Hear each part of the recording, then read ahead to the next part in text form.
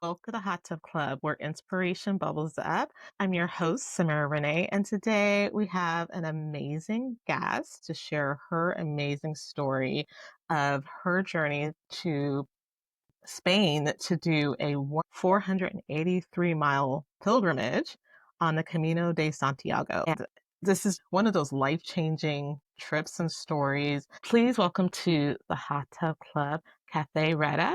She's an author, speaker, and spiritual explorer with a powerful mission to help others rediscover their passion and purpose. Cathay, welcome to the podcast. Thank you, Samara. I'm really happy to be here in the hot tub with you. You are a Breakthrough to Success alumni. Cathay, tell me how you came across Jack Canfield and his work. I first became familiar with it when I did a 3-day Dream Builder Life conference with Mary Morrissey. That was all new to me. I was just on the edge of learning about how we can create our lives and our dreams. And I was just learning. I realized I had stopped dreaming or was afraid to. So I opened that up and had some good experiences. I had written my book about walking on the Camino, and I joined a group called Quantum Leap, Steve Harrison and his group with Author Success. And Jack, a regular speaker there, that would encourage us. And then they offered a 2.5-day retreat with Steve and Jack, where he talked specifically with us about our goal and our book and how to promote it and how to work with it. So I attended that, and it was just wonderful. Then I attended a virtual Breakthrough to Success training with Jack, and then finally got to go to the one live 2 years ago. There's so much to learn and to hear, and you take it in, but it's just layer after layer. It's always good to keep renewing that. And I think I've been learning a bit along the way. Oh, yes. Do you keep in touch with people from BTS, even if that was a couple years ago? No, not really. I don't. There's just two people, Tashai, who you know, and actually she had also been in that 2-day retreat with Jack. That's where I first met her, and we began to keep contact afterwards. We met in person for the first time at BTS 2 years ago. Then one other person who volunteered with the BTS team lives about a half hour away from me. And that's when I was just moving to this area. And then she was also on a mastermind group where we were talking together and with Tashai. And I mentioned, oh, yeah, I'm moving to Clarkston, Washington. Well, she's right up the road. So that's that was amazing. just, perfect. So it was really encouraging. But beyond that, I really hadn't kept contact with anyone. Are you going to be coming to the last one, the very final BTS? No, I'm not going to be able to. That's going to be a great gathering. It's going to be sad. It's going to be really sad, but it's going to be positive, and we're going to move on and continue on our goals with Jack's legacy, and it's going to be awesome. Yeah, and it is carrying out his legacy. And, I'm so aware of, and like Jack says himself, what he's in his 80s now. And so he's pulling back just a little bit with the life. I don't think he's slowed down, but he's just kind of shifting a little bit. And a number of these great leaders who've brought so much wisdom and just spirituality to us are up in the older ages. Then I said, what are we going to do? And I realized, well, that's why they're training us. That's Exactly. why you're going to BTS. The people gathering is to carry it on so it doesn't get lost or go away. We won't have the same dynamic, maybe, Right. but it's a work that really needs to continue.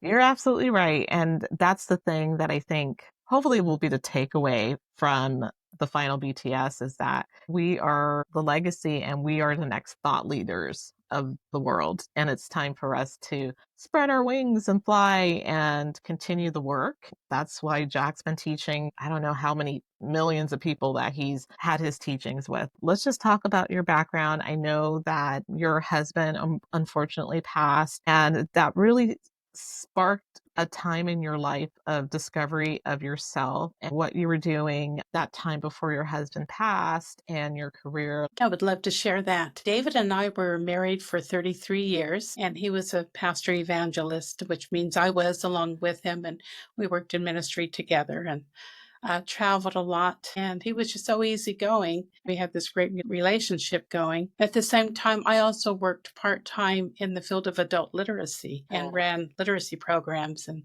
different libraries. And our life was full, and we were going along until 2012. David had a stroke, and it affected one side, his right side. We had faith we can work through this. And he was getting better. And the next month he had a heart attack. And the next month he had another stroke that affected the other side. And then for 4 years, we just struggled. I struggled and became his caregiver. And looking back, I mean, you do what you have to do. It's amazing the resilience we have, what we can actually handle, and how we can thrive in the middle of difficult circumstances. I worked through that with him. As it turned out, that he passed away. And that time I was so burned out, I realized I can't keep working anymore because I had continued working while I was taking care of him. I took early retirement. I left my job and I moved halfway across the country. I was living in LA and I moved to Indiana to some friends who had a house on a rural area. And so, really different. It's kind of a recovery time for me. Right. And so I really took advantage of that. But the big question is what to do with my life now. And also at that same time, some things happened and I left that church I'd been a part of for 45 years. So it's like, boom, everything's new. Right. And so I was, I feel like I was strong, feeling okay, but I was okay. This is not what I planned for when I got into my 60s, that last third of life. And so what do I do now? Someone had told me about the Camino de Santiago, that means the way of St. James, and that trail across Spain. And it stuck in the back of my mind. 2 years after David had passed away, my 64th birthday, I'm thinking I should do something big for my 65th. What can I do? And that idea came to me and wouldn't leave me. Wow. Yeah. And you're actually the probably second or third person that I know has done that pilgrimage. A gal from my church, her and her daughter did that a few years ago together. And then she did the walk by herself several years prior. How did you prepare for this trip? The idea came to your mind. I'm sure that was a divine message that came to you out of nowhere. Were you a walker before? Did you train for this upcoming pilgrimage? In my younger years, in my 20s, I liked to walk and did hiking and even went halfway down the Grand Canyon once. But that hadn't been part of my life in years, and I'd been very sedentary. So it was a year before I went that I decided to go. I thought, I got to get in shape. So I started training. I started walking a lot. And to the point I pushed myself, I hurt my heels. And they would hurt. And I thought, well, I just need to get them used to it. So I'd work them harder and harder. Come to find out, I had developed Achilles tendonitis. And a chiropractor I'd seen, because I had some back trouble for a little bit too. He said, you're supposed to increase your physical activity in little bits, like maybe 10% at a time. I went like from 1 mile to 3 miles to, trying to increase that. And I really abused my body. So to the point, even friends were telling me, well, don't go this year. You should wait and let your heels recover, or let your body recover. You've pushed it too hard. But something in me told me I had to do it. I had to do it then. And that was 2019. So who knew? This next year, that was not an option. So I went, and so I had done the physical preparation. And I thought, this is going to be because, all you do is get up each day and walk. You have no distractions, nothing else to draw your attention. This is the perfect opportunity to figure out what to do with my next 30 years. That wasn't what it was. Here, set the stage. The first night, I was in a 13th century church in Roncesvalles at the top of just over the Pyrenees. And I'm sitting there in the back on a wooden bench and the lights are dim. There's soft music playing and tears start coming down my eyes. And I thought, okay. And then I heard inside me, I heard this voice say, absolution. I said, I'm not here for absolution. I'm good with God. That's not what this walk's about. And that voice came back and said, yes, you do need absolution from yourself to yourself. Wow. And that really set the stage. I didn't know that's what this journey was about, but that started it. That's amazing. I did want to back up because I did miss a question. I know a lot of people who are going through the grieving process, and you had your church community around you. How did you get through that time once your husband passed away with dealing with your grief and the community around you that helped to support you? What I came to find out is I didn't do well with it. I was strong, and because that's what I think I'd been trained, and so I believed that we had to do, like, you can't grieve because we'll see him again and we're in a better place, all this. So don't be crying and feeling all this. So I stuffed it. Right. And so I went along and I was really strong. And people would comment on how strong I was. I said, yeah, I felt good. But what I found out was I'd suppressed the grief. So it has to come out. It will come out somewhere along the way. You don't get to skip that. And that's what we do a horrible job in this country of helping people grieve, giving them the space to do it and just appreciating it, that it's a part of life and it's a healthy process. Right. So when you have that loss, you can't just suppress it or hide from it. Get help, join a group, or do what you need to do, but just don't suppress it. And where I realized that I had suppressed it was on my next day, that first day while I was walking. Then I went to, and by the way, I walked alone, so no one went with me. And I felt it's important for me to do this alone. But I'm checking into the hostel where I'm going to stay that night. And I tell the host, I was going to tell him my husband died, and that's why I'm walking to Santiago. And I said, my husband, and I just started bawling. I didn't know Wow. where it came from. I was embarrassed, and they were very kind and worked it through. And I realized, oh, I have a little bit of grief in me. I have Mm. not let it go.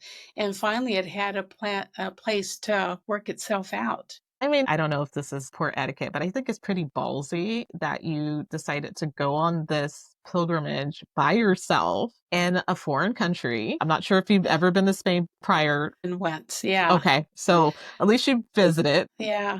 Well, my friends kept saying, oh, you're so adventurous. And I'm like, no, I'm not. They reminded me when I was in my early 20s, I moved to Mexico and lived with a family who didn't speak English.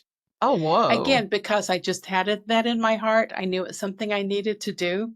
And I did. I lived there 7 months. And I became fluent in Spanish starting there and then through the years afterwards. And then my husband also spoke Spanish, and he administered in Mexico, in Guadalajara, where I had lived for a number of years. And so I started realizing, oh, I guess I am adventurous or Mm. ballsy, you might say.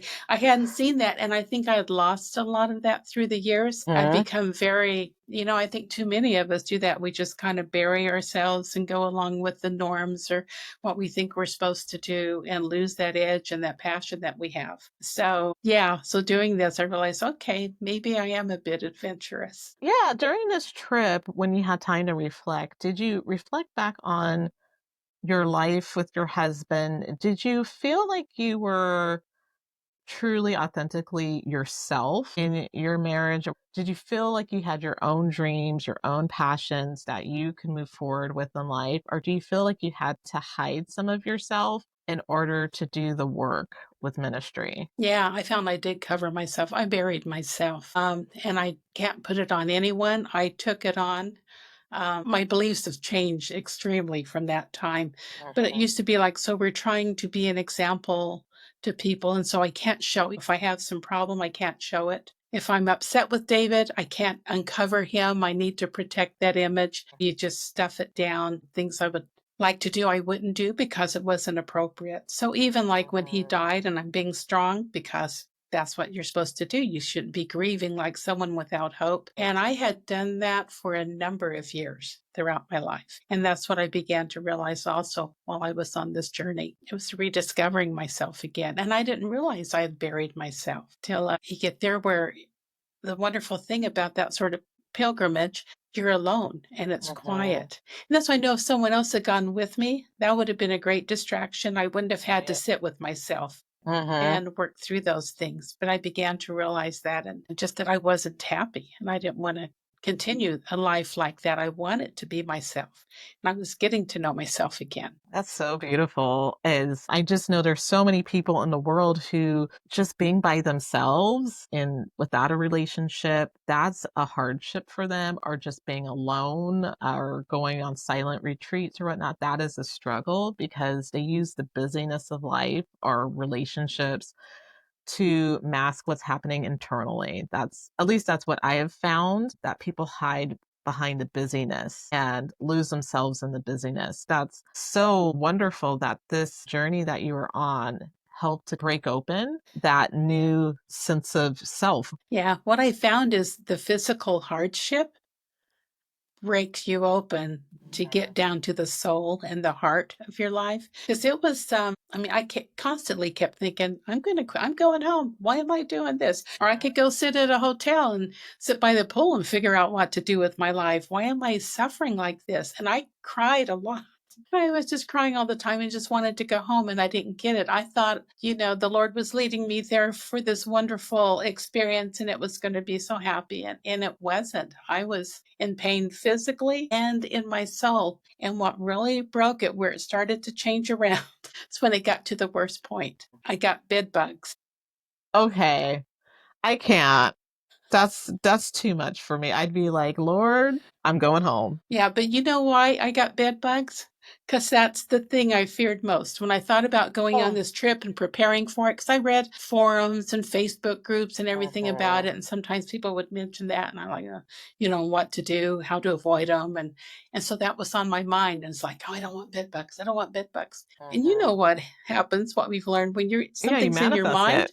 Mhm. you bring it right to you. Yes. The universe doesn't hear no bed Mhm. bugs. It hears bed bugs. So I got them. And I was at my lowest point, and had Mhm. spent the afternoon at the laundromat washing everything, trying to take care of it. And this other traveler, a pilgrim from the UK, came in, Patrick, and he put his bedroll on the bed above mine. And he says, "How's your afternoon? How's your day going?" I said, I have bed bugs and I want to go home. And I just started crying. And he so kindly reached his hand down to me and said, "May I hold your hand?" I said, "Yeah." And he sat on the floor, cross legged in front of me. And he said, "Bed bugs, that's just part of the journey. It's like life, there's ups and downs." And he just started consoling me. And it was just very sweet and unexpected.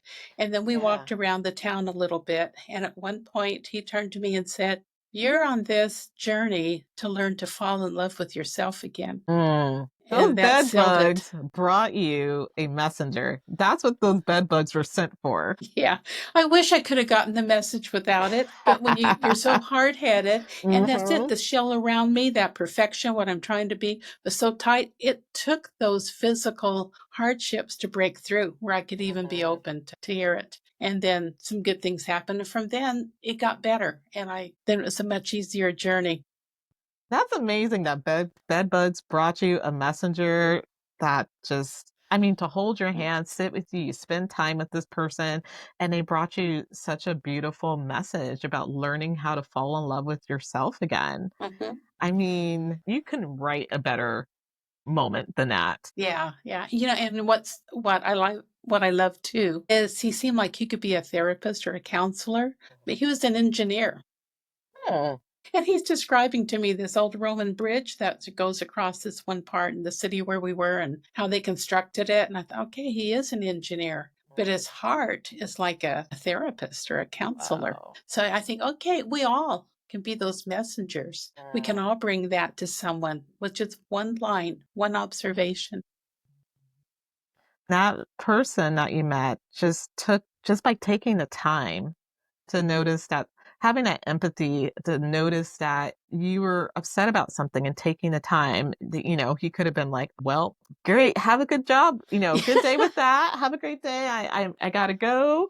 But he took that time to reach out to you and to Mhm. be there. And I think that's something that's so missing in our culture is just taking that moment to sit with a person during a rough moment, just sitting with someone and listening to them and showing empathy is so important. So that's beautiful. I love that. Yeah, and that's kind of a culture that's on the Camino. People are very kind and giving, and you just kind of connect really quick. It's like you're from very different lives, but you're all going to the same place. And I think it's probably similar, like to breakthrough to success when you're in that Uh-huh. environment. Everyone has this common focus and goal. So on the Camino, it's about going to Santiago, but more so about the journey and what people are going through all sorts of different things as they travel. And so yeah, it's a beautiful family, a beautiful community. And you're right. Why can't we be like that everywhere, every day in our life when we come across people? And I'm Yeah. going to have to put this on my list because I was just saying to myself, I need to go on a pilgrimage. I need to go and take some time to think about life. And okay, it's going on It's a the great list. opportunity. You know what? And I took 37 days. I did not walk the 483 miles with my heel trouble. I walked 6 to 9 miles a day. A few days I did 13 miles. Most people do 12 to 16, but it didn't lessen the effect of it. I got what I needed from it. And so I walked actually 251 miles of it. That's tough. And so for me, for where I was coming from, that was really good. But the greater journey was the internal. I don't see how that could have happened anywhere else with me at that time. And I think that's pretty amazing. I mean, you're in your 60s and you just got the inspiration and you went with it.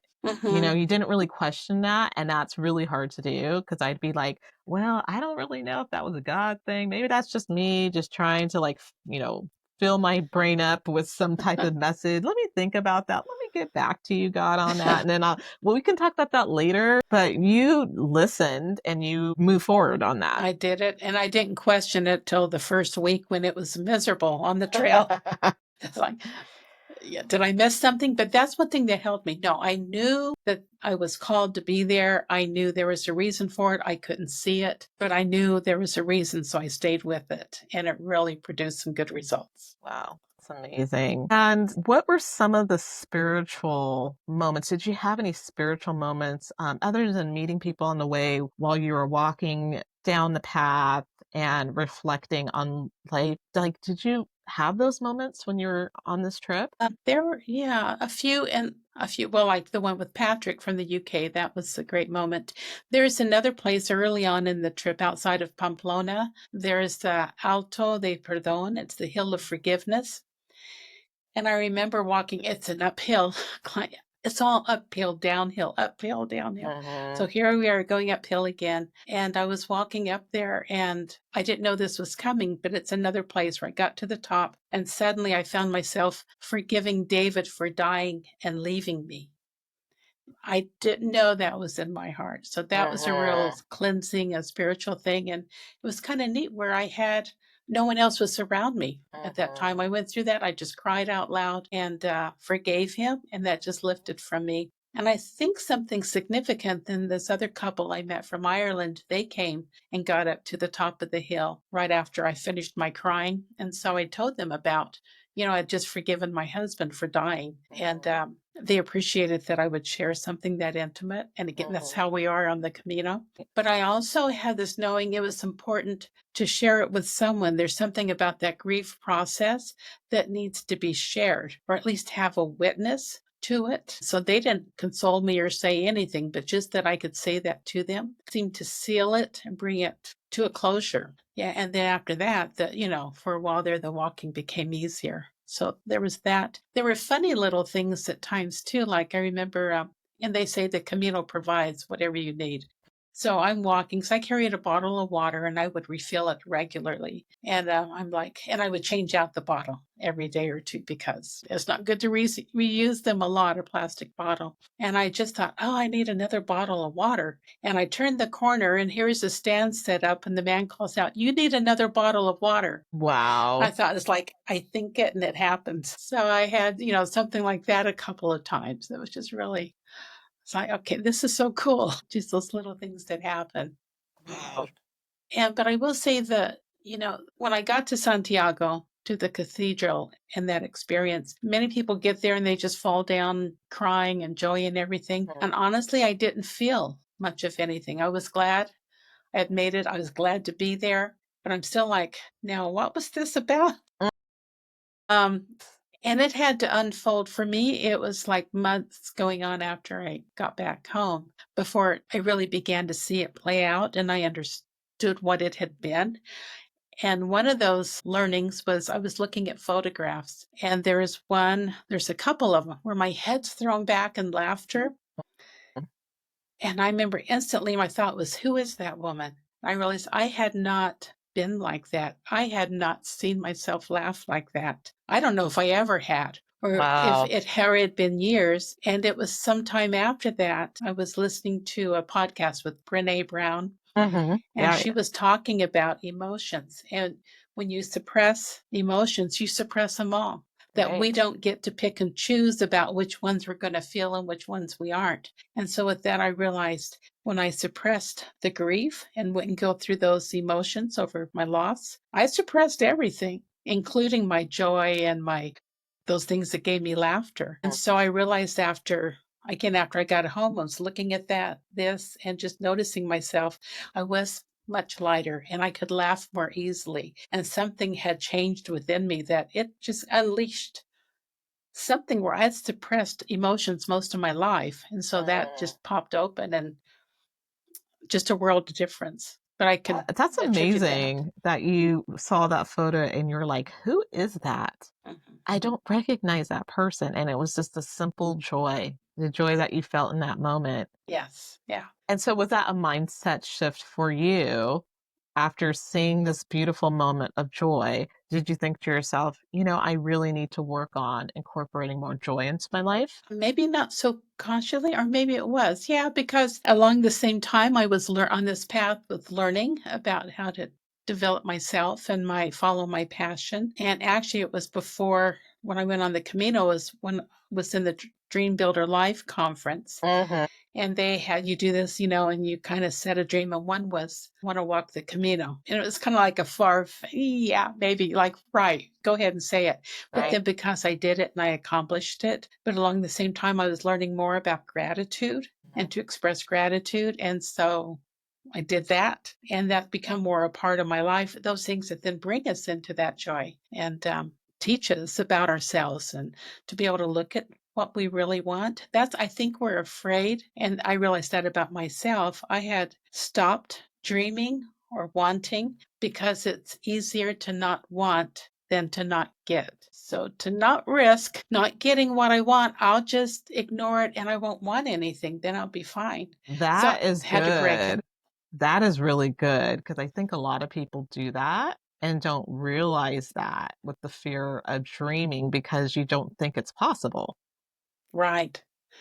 Right. And so you break through it. When I wrote the book, Keep Walking, Your Heart Will Catch Up, and that 2.5 day conference I did with Jack Canfield, part of that was, he had read the book and we were talking about it and how to promote it. And he said one thing, well, you didn't finish the Camino. You started walking it, you're still walking the Camino. So that's Oh, your angle. You're still walking the Camino. You started over there, but your life, and it's true, it's still unfolding, still getting experience and opportunities to learn and to grow deeper. wow. That's amazing. And were you consciously keeping a journal on the road, or did you collect things once you got back over time, looking at photos and then slowly writing things down? Yeah, a couple of things. I did keep a journal. And one thing, I've always been a writer. I write. I find the process of writing clarifies my ideas and what's in me. I mean, I can have something, I don't even know what's there. I start writing and it comes out. And so that journaling has been a part of my life. Although my journal on the Camino was mostly complaining. It wasn't giving a lot of ahas. There were a few, lessons here and there. Like one is like, okay, I learned today I'm not in control. Mhm. I'm But you just know what? walking this road. I honestly think I would love that in a book because it's so real. Oh, yeah, yeah, So real. yeah. So there was that. So I'd always been a writer and author. And the other thing, when I went, I decided I'm going to not be on, well, I wasn't on social media and I wasn't going to be writing with anyone. But two things, I just couldn't help myself. I had to put together an email and send to friends. So I would kind of update them what was going on. And so I would get some encouragement coming back. And so those emails in my journal helped with writing the book and recalling everything. And the other thing, I have a good friend, Kathleen. She was the one person who would know where I had last been. So if anything happened to me, she could say, she was last in this city. What happened? Where did she go? And so we would share an email or a text every day or two. So some of those conversations to help me to recall to write the book. And I ended up writing it. It was about a year after I got home. Yeah, it's about a year, and then got it published. And actually, I've revised it and updated it a bit, and it's going to be available here in the next month or two. I'll put it back Oh, on I love on it. Amazon. I heard about the re-release. Okay, so I'm Yeah. excited about that. And did I hear something about possibly turning this journey into a movie? Yes, that will happen. It's on my vision board here behind me. It's happening. It's done. It And is that done. came about. There was a book blogger who interviewed me, and one of her questions was, if your book were turned into a movie, who would you want to play your role? Mm. That got me thinking. And I thought Kathy Bates Oh would be my yeah. first choice. Oh yeah. She'd be great.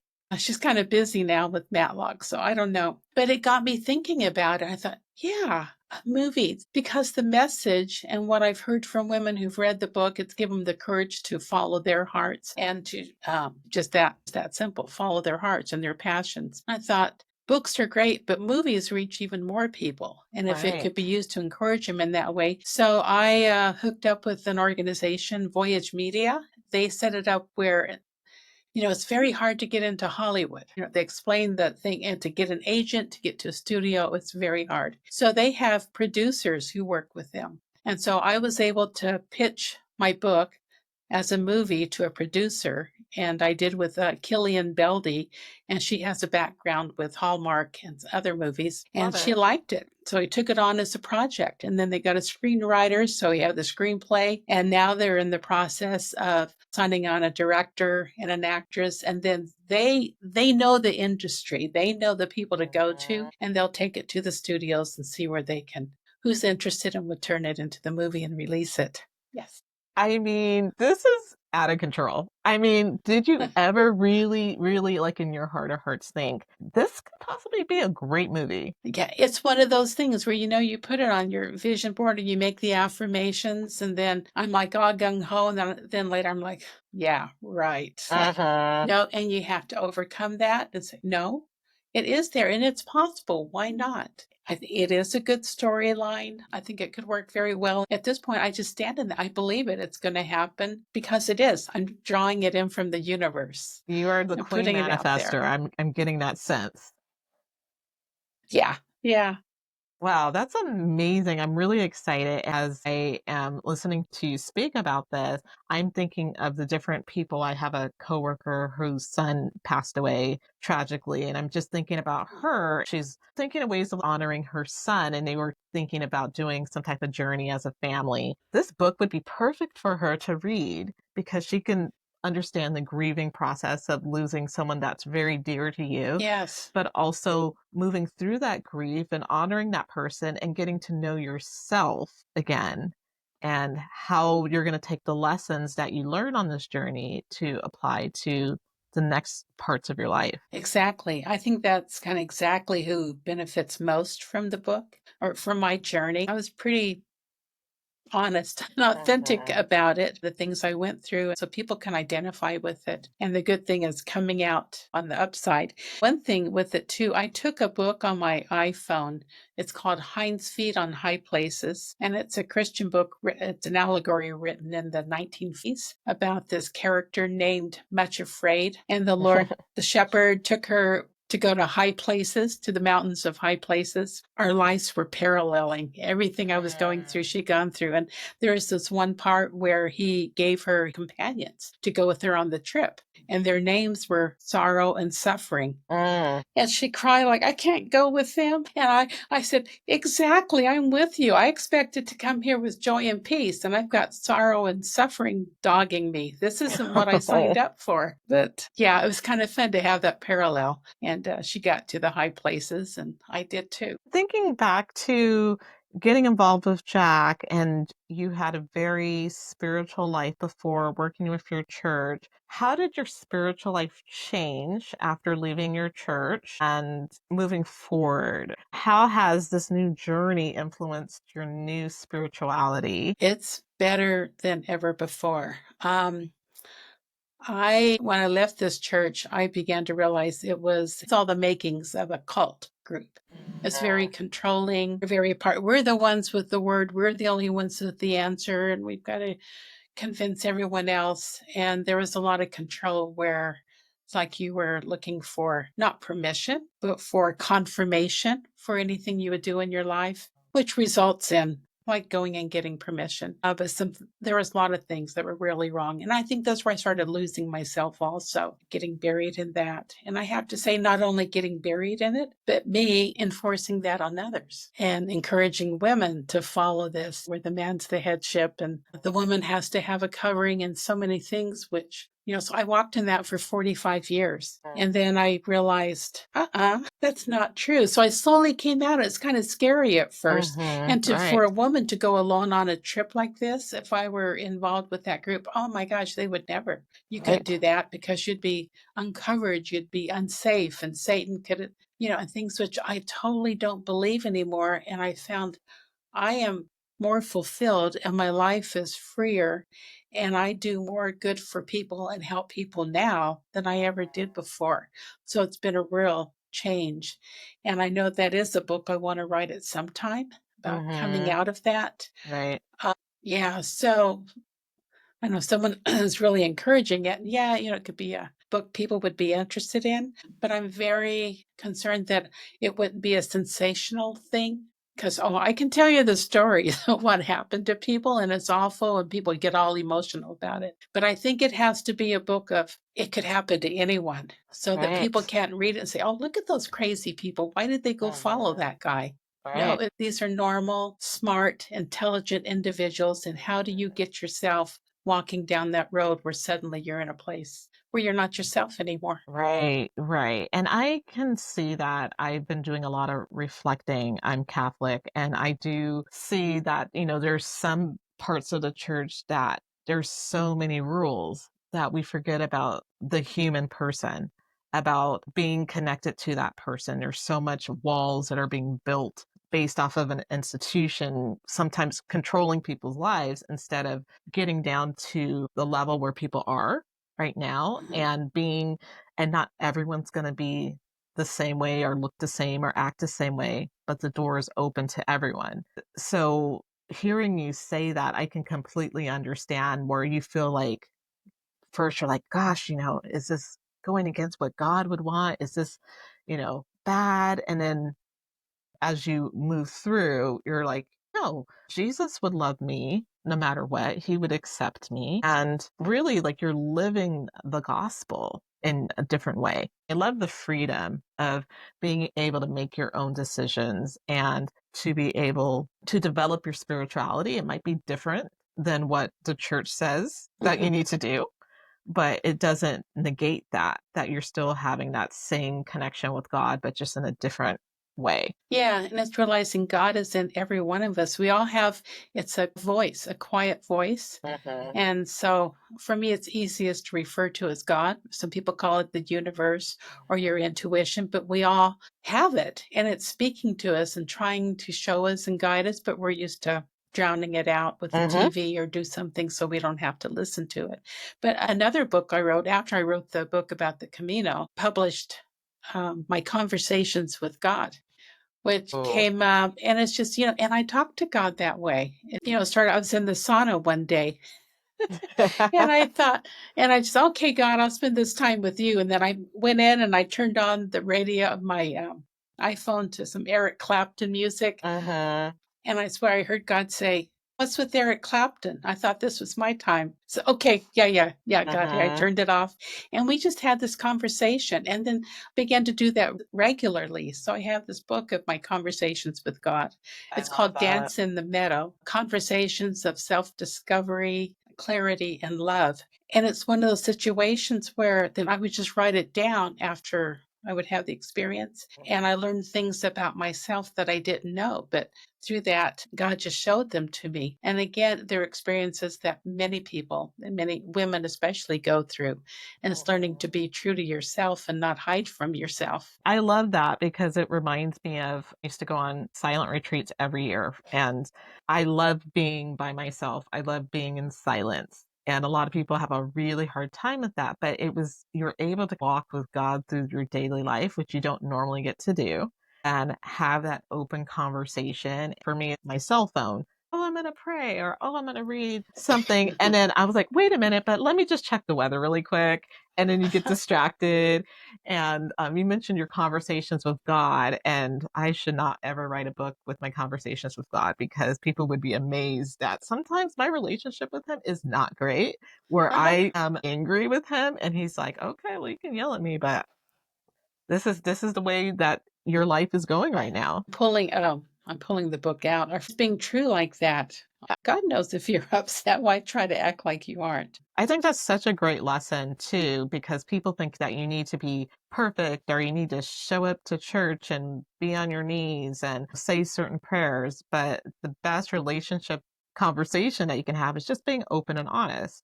Mm-hmm. And like you said, God knows when you're mad. And so I know when I'm walking into church and I'm angry about something, he's like, well, you're angry about it. That's fine. Like Yeah. let's talk about it. Like, why are Yeah. we upset? But and that's healthy. That's a It healthy is. relationship. Can I read a portion of Oh, that for you? please, That yes. reminded me. I love This it. is called Hope Pulled Off a Shelf. It's been a rough morning, I say to the Lord. Today I'm not going to get on the treadmill. I'm not going into the sauna. I don't want to. I sit in the chair beside my bedroom window, looking out at the gray sky. I can't seem to find my place, I continue. God, I'm mad at you. I'm mad. No reason, I just am. I sit quietly, wondering where this is coming from.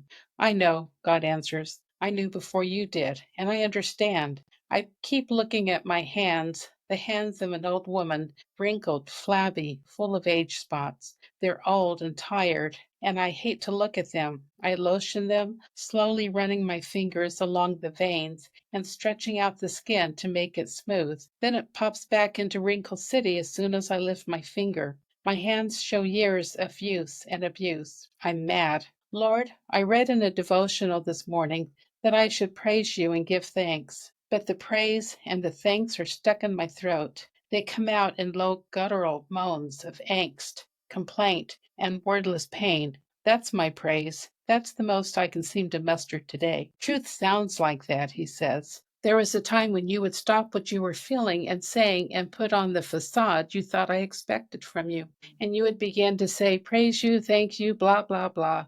That would lift your spirits, and then you would go on about your activity, casting aside the real stirring that was in your heart. And then we go on and talk about it. I love that. I love that so much.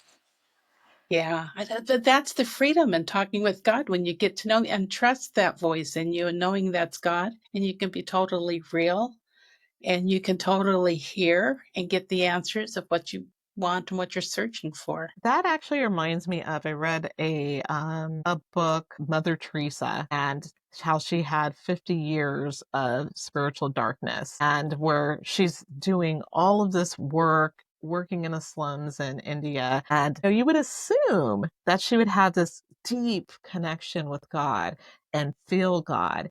And reading her letters to her spiritual director, and she says, I feel nothing. She's spending 50 years of her life just not sure. Like she's saying, God, where are you in this? I am not getting it. And that to me, I was amazed by that. Even though she didn't feel God during those 50 years, she still had that passion within her to number one, continue to do the work. And then number two, to continue to have the open conversation and dialogue with God, that even in the silence, God was walking with her, which was amazing. I love this book, being open and honest with God and being, I'm upset about this. Yeah, to be able to say it. Yeah, yeah, I didn't know that about Mother Teresa. That's impressive. I mean, for 50 years to continue and not say, I'm out of here. Yeah, she had this moment with God that gave her the inspiration to do the work that she ended up doing with her sisters in Calcutta. But after that moment, 50 years of nothingness, which is insane, right? It is. I can't imagine it. Just running Yeah, blind and you're just like, am I doing this right? Is the right thing? Like trying to get some feedback from God and having like silence. that's amazing. Ugh, it's That's rough. scary. It's Actually, scary. it's downright scary. Yes. Yeah. Have you had those like dark night of the soul moments in your life? Yeah, a lot of them when I was waking up to realize what I was in was not a godly organization.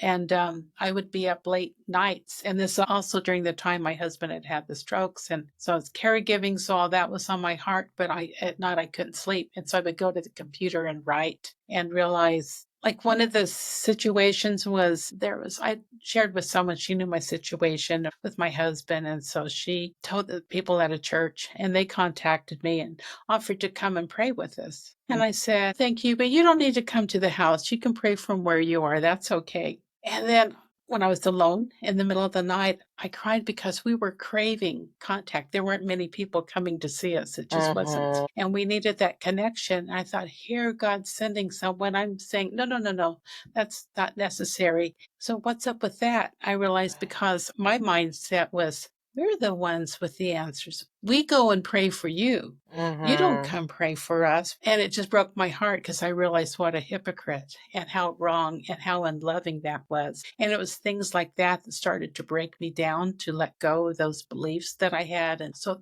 those were some very dark times, but they had to happen. Right. They had to. Really, it's almost like that humility that you needed to have a little bit of humility during that time. I think that's really hard to do, especially if you're a caretaker or if you're the person who's sick, is to allow people to come and like love on you and take care of you. And that's really hard when you have been the person that's always been the person that's been the leadership and showing people how they're supposed to live their life and live their life in faith. That's my role. But, I was in a group one day and they were talking about the Good Samaritan, the story from the Bible where man's fallen into the ditch and he's injured, and, a couple people pass by and don't even stop. And then the third one, the Samaritan, stops and takes care of him. So the question is, of course, that's love. And so what love did the Samaritan show? And people were talking about, well, love is this, love is that, when you treat people this way. And I said, you know what? You know what love is? When you're the one fallen in the ditch and someone comes and pulls you out, then you'll know what love is. And that was my experience, because then some people did come and pull me out. Amazing. I just Yeah. I just loved your story so much, and I just was like I have to talk to you about your story, because I know there's so many people who are at a crossroads in their life, whether it be spiritual or going through the grieving process. They could be going through a divorce. You just never know. But I think this is why your book so can relate to so many people in so many different ways, because it's that transitional point in your life where you're really trying to re-find yourself and discover who you are and your dreams and who you want to be moving forward in your life. Yeah. And I hope this book would be that for people, to take advantage and don't miss that opportunity to reevaluate and really consider where you are and who you are. And if you were, let's say there's somebody who's listening to this podcast and they wanted to do a similar pilgrimage, what would be some of your top advice to help them to prepare for the long journey, and things that they should bring and some of the lessons that you learned along the way? Yeah, I would encourage them to, on the internet, there are some forums, some Camino de Santiago forums they can read through and ask questions. And I did that a lot before going. And there's some Facebook groups, and there's all sorts of advice and things as far as, the right shoes, what kind of shoes to wear. They have to be a little bit larger than normal, and how to practice. And there's so much, and, take as little as possible. Like, I had 2 changes of clothes, get to where I'm going, shower, wash the clothes I had on, hang them out to dry. I got my new clothes on. I sleep in them and get up in the morning and start walking. So you want to carry as little as possible, that sort of thing. And I don't know, when I went, again, it's 2019. And so I didn't usually plan ahead where I'm staying. There's several Caminos. There's one, the French way is the best known, and it starts from France and goes across Spain, and it's very well structured. Actually, all of them are. There are hostels along the way, and lots of places to stop, so where you have helps where you need it. So I didn't usually book ahead where I was going to be staying, but the year in 2019, there were 300,000 people that walked on the Camino, or some portion of it, that signed in at the Pilgrim's office in Santiago. And what I'm hearing from reading the forums and the Facebook groups now, There's last year there were over 500,000 people. Wow. And what that means is sometimes it's becoming harder to find a bed. So you get to where you're going. And if it's full, you have to walk to the next town, which may be another 3 miles or another 5 miles. And so that if you have to do that, then you can take it back, or you can take a taxi to it, then taxi back in the morning to pick up where you left off. But actually, it's your Camino. You do however you want. And so because of the trouble I had with my heels, I did take the bus over some portions of it. And there might be some purists that say, well, that's cheating. You can't do that. But you can do anything you want. So you make it yours. And it's like I read in a book before I left to help you prepare. It says, it's a Camino, walk it, enjoy it, but don't kill yourself. Right. It's Right. okay. So it puts it in perspective. So there's not like right or wrong so much, but you have to know what works for you. Probably does help to prepare. And no matter how you prepare, it's going to be a surprise. It just know that you'll get out of it what you need. I think of the Camino like being a person, spiritual master there that does give you what you need. And people need different things. So, you don't want to be foolish and you don't want to push yourself uh, to the point of getting hurt. So you want to train and be ready, but then you just have to kind of trust as you go along. And speaking of trust, I wanted to talk to you about that and how you got this idea, which I feel is a divine message that you received, and you moved on that. And how do you do that? How did you discern that that was really what you should be doing? It's just kind of a knowing. And I think it's getting in practice of hearing that voice and that knowing and trusting it and following it. Sometimes we have a hard time trusting because we haven't followed it very often. So we haven't got to see how that was so right on and how it worked out. But it's a matter, I guess, just learning to discern by doing it and believing it. There is occasionally where I say, okay, wait, God, I'm gonna need a little confirmation on this. I don't know about that idea. But the other thing I believe too, if you do let it sit and you don't act on it, sometimes then that opportunity can pass. So you don't want to wait. Just learn to throw yourself into it. Take a leap. If you're afraid, fine, but go ahead anyway. What's the worst that could happen? And maybe it's just looking at that. Okay, so what if I do it? What's the worst that could happen if it wasn't a good idea? You could get bed bugs. It And reminds me, that'll lead to something good. yeah, it reminds me of, what Jack would say is, what the heck? Just do it anyway. I think that was what he used to say. Mhm. There's so many different ideas, but it's the action and taking action on that and not worrying about if this is going to work out or not. It's just taking the action, the inspired action Yeah. is something that I really need to work hard on. I hear you because I say I'm a great planner. I can get ideas, I can plan, I can strategize and everything, but I'm not so great at the implementation, and that's what I Mhm. have to do now. So I have all these ideas, but to go and implement it. And I will say, after I came back from the Camino, I also learned while I was there, I realized I don't want to be alone. Mm. 4 months later, I met Ray, my husband. Oh, wow. We've been together 5 years now, and he's the one, he Excellent. always tells me, stop procrastinating. Get out there and do something. Stop talking about it. Go do it. And Love it. he's right on target. And I realize that is the difficulty I have. And it's part of it's the fear, like to put myself out there. I need to go. I'm a speaker as well as a writer. And I got from the retreat with Jack and Canfield and Steve Harrison, and Patty Aubrey was also part of that. And she probably the most profound statement I heard came from Patty. She said, stop hiding behind your books. And I was like, Uh, oh, I know, but it's easier to sit home and write and put something oh, out than yeah. to go face to face in front of a group and speak. So that's something I'm still pushing myself Oh, to yeah. do. And getting in front of that group, it sounds like a great idea, but it's actually implementing it and getting in front of people. And, Patty spent many years being behind the scenes running Jack's, business. And she had all these ideas and dreams, and she was actually hiding instead of stepping out and giving herself the permission to work through on her own goals. Yeah, absolutely. And so again, it's just do it. Just have to pick up the phone, make the phone call, send the email, put yourself on the line.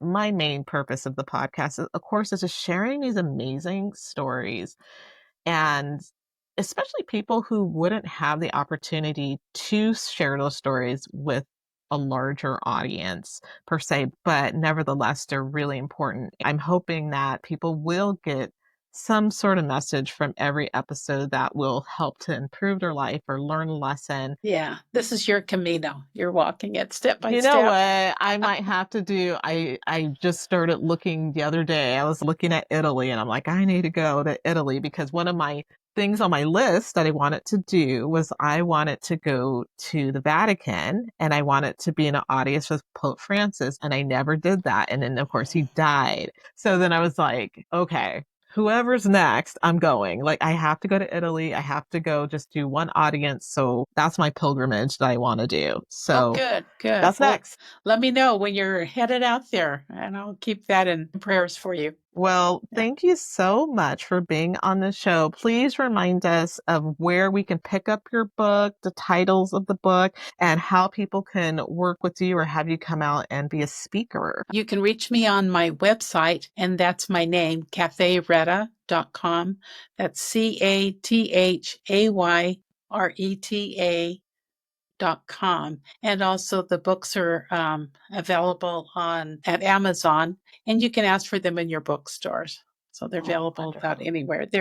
Right now there's two. There's the Keep Walking, Your Heart Will Catch Up. And then my conversations book is Dance in the Meadow, Conversations of Self-Discovery, Clarity, and Love. And I'm just about finished with the third book, which is kind of reflections on my work in adult literacy work and what I've learned, and I can share with people there. So that's what I have so far, but you can reach me about doing speaking also at my website. That Thanks, and Samara. I got to add you onto my book list. I have this laundry list of a book list. And so I have like two of your books that need to be on there. So yes, I'm so excited. Pick up the books. I mean, that's the best thing you can do. I'm really big on literacy and the power of reading and especially journaling. I'm always journaled and how important that is to put that pen to paper and get your thoughts down and document. And my podcast, YouTube channel, same thing. It's about documenting life experiences and sharing that with people. And hopefully it will help someone. Thank you so much for taking the time and being on the Hot Tub Club podcast.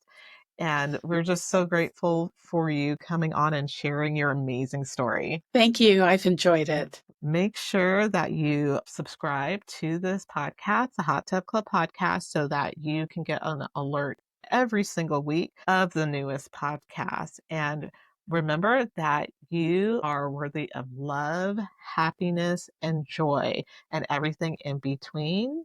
And I look forward to seeing you all in our next podcast. And that is the end.